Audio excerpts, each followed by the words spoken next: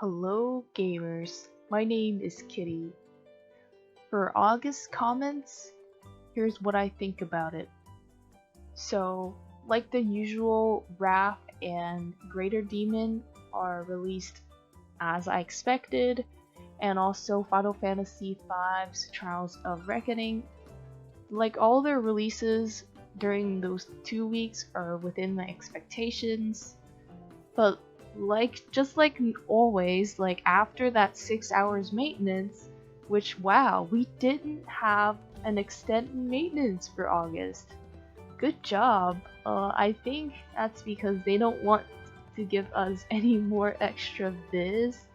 That's my guess, but good job. It's more time to play the game, I guess. But yeah, like after the maintenance, a lot has happened. Not units wise, it's PvE content wise. So I would say August for me, it's like a PvE time crunch instead of like unit time crunch release. So what are they? They include the Nightmare difficulty Realm Scourge. I I would say that content stresses me out, but I got it done and over with, and so just leave it at that. And then we got this legendary reliquaries for spear and axe. That's within my expectation, but I thought it would come at the end of August, and so instead they came right when the maintenance is done. And also we have the quick pick match. I did make a montage of quick pick match because it's like it tells the game, I'm telling the game how lack of mind spheres and rainbow spheres, like I lack them so much, and I don't want to spend any more vision ore or paid vision ore, or like I don't want to spend any more real money on buying rainbow spheres and whatnot. And I also spend my rainbow spheres on leveling up to level 99, like from level 85 to level 99 vision card. And so I don't have any more of those orange like orbs of the envisionment to level vision cards. That's why I have to transition to rainbow orbs and using 10s and 10s to get the max level vision card, which means I don't have the other 10s and 10s of rainbow spheres on transcending the units.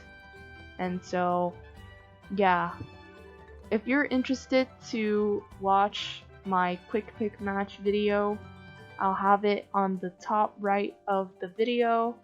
It's a pretty long video, it's like at least 1 hour long. It includes like most of my quick pick matches like during August. It's like a montage, like it includes wins and losses, like embarrassment, anger, frustration, or maybe like clutch stuff, you know, it's all over there. And so please have a watch if you are interested.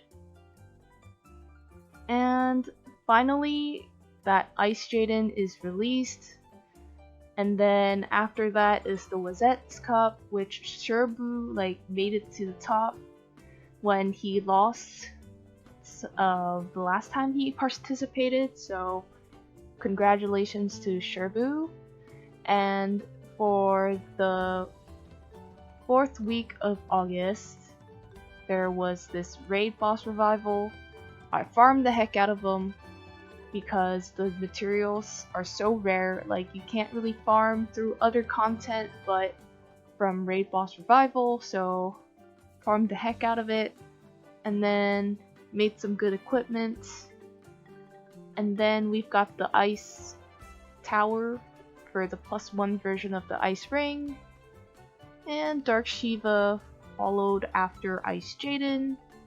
I was expecting Camilo and Gargas for the Transcendence for the selection quest units, but instead they decided to release Velnay and Minwu, so I don't know why, but it's something. I'm still like kind of correct about, oh, there's gonna be like a selection quest transcendence thing you can do.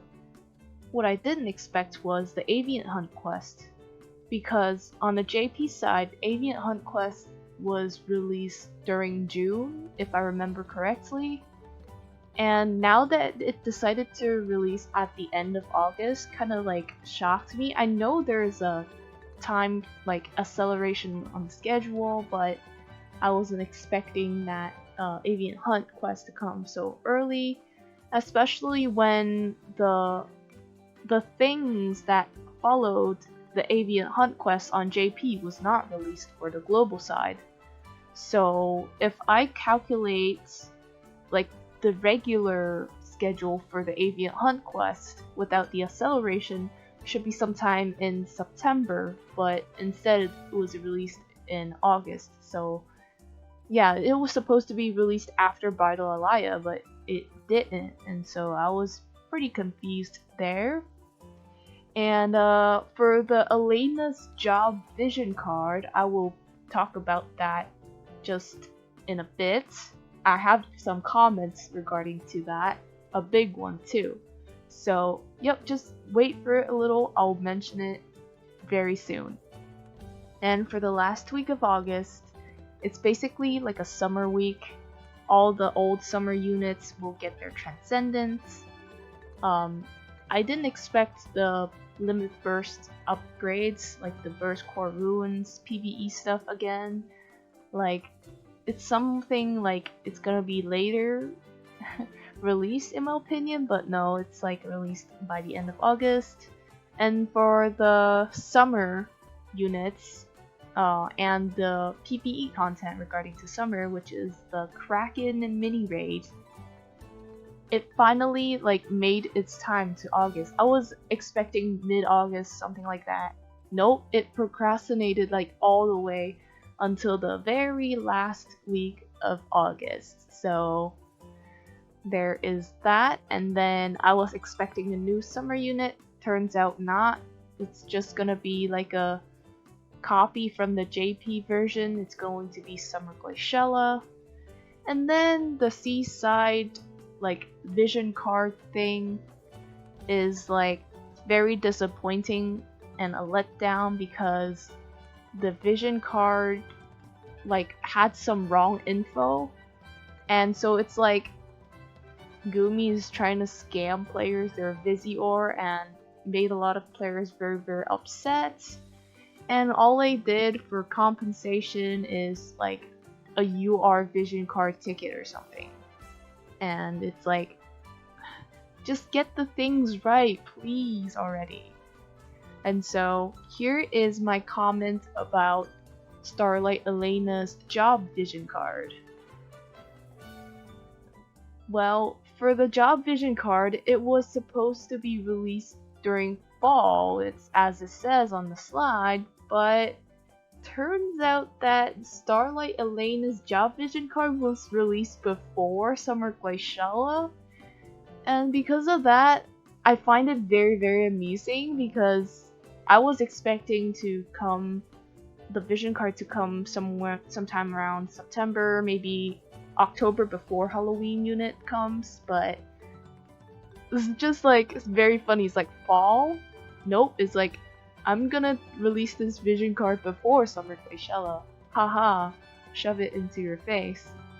But what I would also like to review is the Road to Worldwide campaign.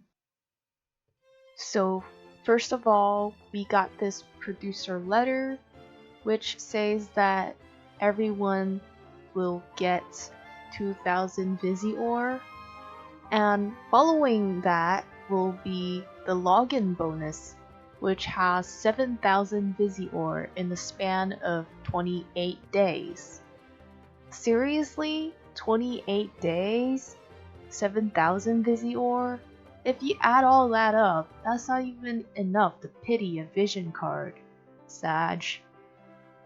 What I would do is either have 7,000 Visior, but in a shorter span of time, for example, 1 week to 2 weeks. That would make more sense. Or you can also have 28 days just like this, but with like 20,000 busy or more. That way, players will be way happier than this treatment. And then, for the Road to Worldwide version part 1, we have summon tickets.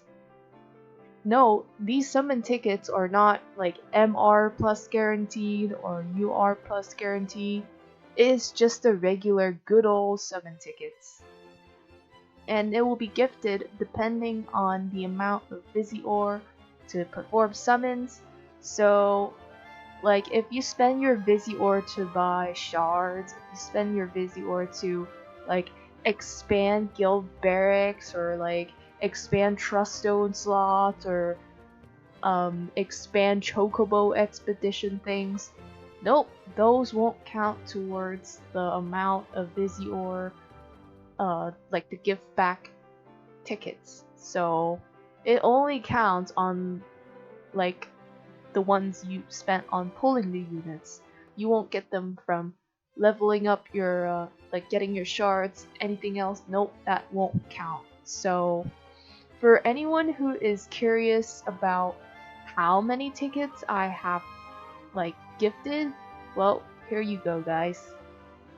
I have received a total of 514 of those gift back summon tickets.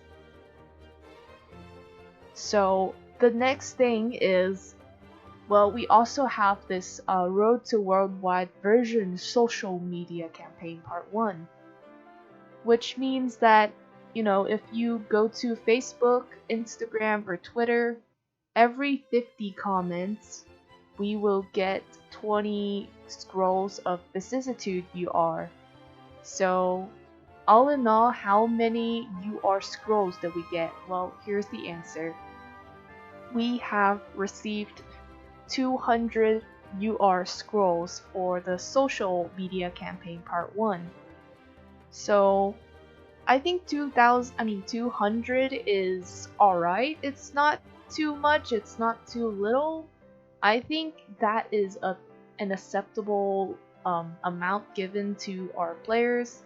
So I would like to thank the players who commented on Facebook, Twitter, and Instagram, and I'm just happy to receive that reward. But the next part of the World to Worldwide campaign, I think it starts to get more frustrating. It starts to go downhill. Like, here's why. For the Road to Worldwide campaign part 2, it says that during the period, RAF unit shards are guaranteed to appear in the shop if you own RAF. So what happens to the people who cannot afford to summon RAF? Then this is all for nothing. Like, this is nothing for the people who doesn't have enough Visi ore to summon for RAF. Even though RAF is like a highly hyped or anticipated unit for players to pull, this is still like nothing. It's not like it's not guild shards, it's Visi ore. You still have to spend Visi ore for however many RAF shards that appear in the shop. So already on part 2, this is like upsetting for a lot of players and myself also. So because of that, well, I would say I kind of regret not spending more Visi ore to grab RAF shards, because why does it have to be Visi ore? Why can't it be more like Gil? It's so like ridiculous. Like, come on. And then for the other part of part 2 of Road to Worldwide version, we have another social media campaign. So this one is basically that Ice Jaden, if you have commented like every 10 comments in the social media platform, which means Facebook, Twitter, and Instagram. So every 10 comments, you will get 1 Jaden shard. Like, 1? Seriously? Give like, I don't know, 5 or 10. Like, 1? Come on. Like, even the Addison Ray, we have more shards, more of her shards than this Ice Jaden. And so, how many Jaden the Celebrated shards did we get in the end? Well, here we go. Yes, that is correct. 27. Like, why does it have to be 27? Look, you can get up to 40 Jaden shards. And you're so stingy, you're not giving us another like 13. Just give us the 13 more shards already. Like, this is like a 70% of the full 40 unit shards, if you know what I mean. It's I don't want to talk about this anymore. I just move on. So the third part of Road to the Worldwide Version Part 3, we have the Jaden that we just mentioned on the second part of the social media campaign. It is basically saying that during the period, the summon drop rate for Jaden the Celebrated will be 0.8%. Oh, now I see why you're saying maybe some of the 100 cost units will have a 0.8% drop rate. Oh, it only applies to some 100 cost units, and that is one of them. So, for the people who decide to skip this Jaden, which is the majority, myself included, this is like nothing again. It gets worse and worse, and honestly, this is such a joke.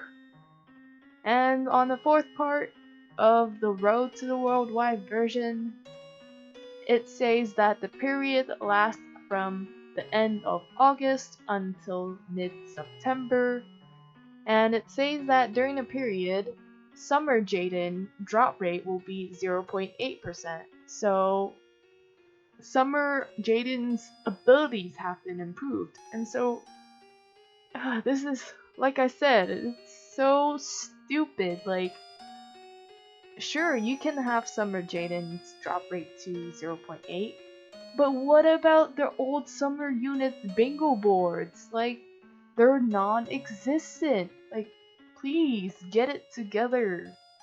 Like, so what if you only have the 0.8% drop rate? You don't have the bingo boards. You can't really do much of anything else to like fast build the unit because you lack the bingo board. And the bingo board is another good several tens of unit shards and other resources like rainbow spheres and such. And so this is really, really stupid in my opinion. And before, I thought this will be the last like part of the Road to Worldwide version. And turns out, nope, that is not the case. We have Road to the Worldwide Version Part 5. Well, this time, same as Part 4 if you look at the duration. It also lasts until the 19th of September. It is the same as Part 4's duration, like both ends in the same date. And this one, it says that Bridal Alaya will be guaranteed to appear in the general shop if you own her. So this is like similar to Raph, like if you own her. So, oh, this is so dumb. Like, if you plan to skip this Strike Alaya, then this is nothing. Like this whole Road to the Worldwide version so far, it starts off okay. First you get that 2k viz, and then you get 7k viz in the span of 28 days. When you add them up, it's not gonna be enough to pity a vision card, a UR vision card, and it just gets worse from there. And oh, it's so frustrating. Like, I think, like, just please don't give us like any more. Like, if you give us part 6, part 7, whatever it is, I'm just gonna say it's gonna be a total disappointment. Like, I knew Alaya isn't gonna get the 0.8 treatment. I know she's gonna get the 0.4. I knew it. It's just like Raph. That's all I have to say, and I'm just not gonna mention it any further. So here is my prediction for September 2023. Today's date is September 4, 2023. We have received news regarding to the first week of September that we are getting Bridal Alaya and also Dark Siren. So there is also this Transcendence and Reincarnation update and some +6 equipment updates. So let's talk about that. So first of all, we will receive Transcendence for Leela the Bold.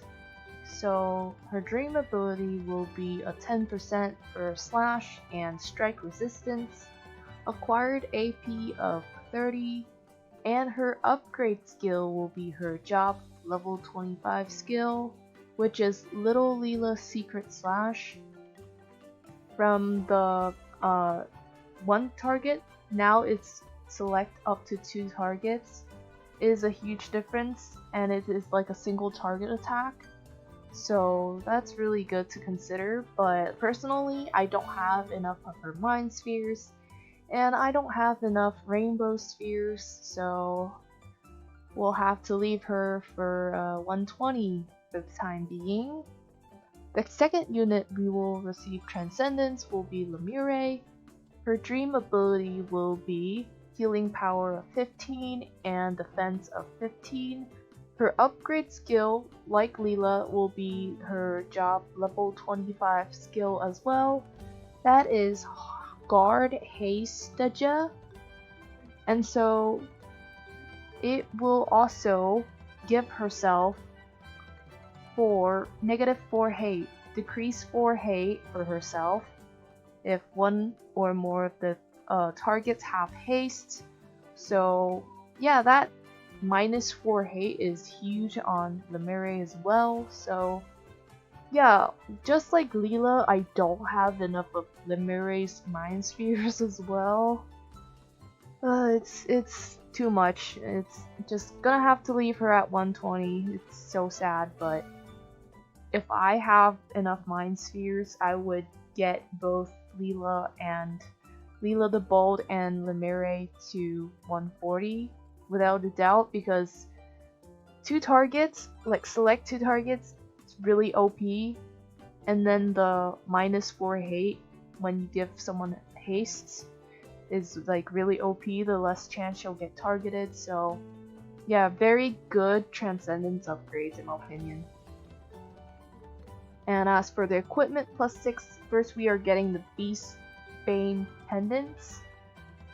And so this Beast Bane pendant, basically it's like a little increase of the defense and spirits, and then a little, like tiny bit increase of like the vital. But for the max level upgrade between the +5 and +6, the main difference is the Beast Killer. For the +5 version we get 30 Beast Killer, but for the +6 version we get 50 Beast Killer. So yeah, for any like beast things, beast quest, like the quests that include beast monsters or raids or whatever PvE content, yeah, this will be useful, but it's niche, so yeah, you can think about it. And then the second +6 equipment we will be getting is the Thornlets. And for the +6 version, we will get slightly higher accuracy, very slightly, but for critical, we have 8 extra critical rate, so that's pretty substantial in my opinion. But accuracy wise is like eh. And then vital wise, like I never pay attention to vital. And for the effects on the max upgrade between +5 and +6 is that we will also get 10 critical damage. So yeah, you get easier to crit, like 8 difference like on the crit rate, and that 8% crit rate is a lot, and then you also get that critical damage, so I will consider at least like +6 2 of my Thornlets. It's really good equipment for lowering agility on the opponent. So for the third equipment that we will be getting, the +6 version will be the Doom Twilight, which is Dark Venus staff. For the +6 version, I would look at the magic and accuracy version. The magic, we will get roughly 20 more magic value between the +5 and the +6. But for the aim version, between the +5 and +6, the magic value is about 12 in difference. Accuracy wise is 7 in difference. And then for the effect between the +5 and the +6 is you get 10 more accuracy for self. So that's why I mentioned, maybe accuracy version is viable on this weapon, is because of the additional accuracy 10. But still, the staff is like, it's like a meh in my opinion. I would still rather do like a legendary reliquary staff plus an Alexandrite ring. So that's pretty much all of the first week of September's updates. For the second week of September, it is confirmed we will be getting a new vision card after Lightning or Fist Alaya. We will be getting Lightning Fist Alaya combined with Ice Jaden's couple vision card. It is called with the Setting Sun vision card. It is basically for Axe, Spear, Fists, and Gloves main job.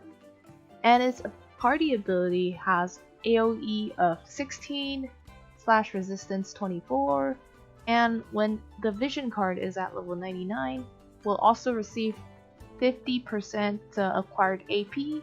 So this is a very versatile physical based vision card with like very popular like party abilities such as AoE resistance, useful for every situation. / resistance is popular on PvE, like a lot of PvP, a lot of PvP content, like a lot of units deal / damage. So / resistance is really like versatile. And so if like I can get like good deals out of it, then I might consider pulling. But if it's just like a normal 10k pity and it's non-limited, no thank you. And then we will also get, I think we will also get like a MR Fire Fist unit. I think his name is something called Khamral. Probably butchered his name already, but he has a martialist main job on an MR unit, so I'll be definitely like complete his missions and quests and level him up and make good use of the Fire Fist unit. And then I also think that we will be getting a 70 cost Dark Greatsword unit called Bronwell. And vision card wise, it's going to be Elsorel's solo mission vision card. Like the vision card is basically like Elsorel like versus Chocobo. And because the Avian Hunt quest was released so early in August, so I think it better release next week in September. Otherwise, it's because for the JP side, it is released, like the vision card is released like very similar dates compared to the Avian Hunt quest. So for global, I know it's different, 2 different versions of the game, but I really hope that Elsorel's solo mission vision card will release along with Bronwell sometime next week, I think. Basically, the card is for Greatsword, Dagger, Katana, Book, main job users. Effects are debuff weakening 30, 12 defense, and at level 99, we will get 25% HP. This card, in my opinion, is a lot less like useful in my opinion. It's more like a bruiser tank card, but tanks are mostly like sword based. But this is like great sword, dagger, katana, and book, and it's not really like tank weapons, so I'm not as interested with this vision card. And then following after these three things, I also think that the water ring will be doable with a +1 because the ice +1 ring event lasts until the 12th of September, and by the time ice side ends, I think the water side will begin. So I think the water side will begin starting from the 13th of September all the way, I think, until the end of September to make the +1 version, as well as the Spire of Water Tower, which consists of 10 floors. And then for the second week, I also think that legendary reliquaries will be released, this time featuring the dagger and mace version. I put legendary reliquaries for the second week of September. That's because for August, legendary reliquaries was also released before the cup happens. So for September, I'm just putting the same like prediction as August and just might as well put the two weapons before the cup happens. So this time, the dagger stats will be initial AP 25 / attack 20. It will also have -4 hates, which is big. And then for a basic attack, you might have a 15% chance to inflict doom. All in all, like the thing that stands out the most for this dagger weapon is the -4 hates. So yeah, when it comes, I will definitely try to get my hands on that dagger. It is pretty rare to see. And for the mace, it is translated as Mace of Zeus. And then for the effects, it will be 200 chance to inflict more magic damage, and then has a all elemental attack up of 15, and then it increases the evocation gauge boost by 30.